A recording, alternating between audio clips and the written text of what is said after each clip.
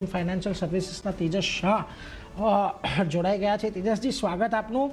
Good morning. અને જુઓ, બજારની અંદર અત્યારે આપણને ઘટાડા તરફી કારોબાર તો જોવા મળ્યો, પરંતુ 25,500નું લેવલ 11 નવેમ્બર બાદ ફરી પાછું એક વખત તોડવાનો પ્રયત્ન અહીંયાથી થઈ રહ્યો છે। નો ડાઉટ અહીંયાથી આપણને 12મી જાન્યુઆરીએ પણ એક 25,500ની નીચેનું એક દેખાયું હતું, પરંતુ ત્યાંથી એક સારી રિકવરી પણ આપણે જોઈ હતી।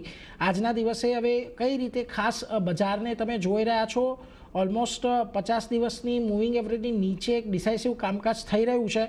તમને લાગે છે અહીંયાથી કદાચ નબળાઈ આપણને વધતી જોવા મળે? ગુડ મોર્નિંગ નીરજજી અને તમામ દર્શકોને મારા નમસ્કાર। નિફ્ટીની આપણે વાત કરીએ તો નિફ્ટીએ જે દિવસે 50 દિવસની મૂવિંગ એવરેજની નીચે કન્સિસ્ટન્ટલી બંધ આપ્યો લાસ્ટ વીકમાં 2-3 દિવસ, એના પછી આપણે લગાતાર નિફ્ટીમાં એક સેલિંગ જોઈ રહ્યા હતા। અને જ્યારે બી કોઈ ઉછાળો આવ્યો તો નિફ્ટી એના 50 દિવસની મૂવિંગ એવરેજને સરપાસ નહોતું કરી રહ્યું હતું।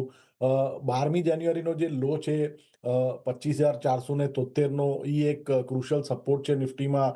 જો અગર એની નીચે અગર કન્સિસ્ટન્ટલી નિફ્ટી અગર ટ્રેડ કરે 1 થી 2 કલાક, તો મને લાગે છે down side momentum will accelerate, અને in that case Nifty can test the level of 25,300 also on the down side.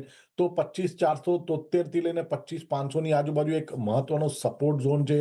જો આ સપોર્ટ ઝોન હોલ્ડ કરશો તો એક બાઉન્સ બેક આવી શકે છે, અને જો અગર આ લેવલ બ્રેક થયું અને માર્કેટ એની નીચે કન્સિસ્ટન્ટલી ટ્રેડ કરશે તો 25,300 સુધીના બી લેવલ આપણે નિફ્ટીમાં આવતા જોશું।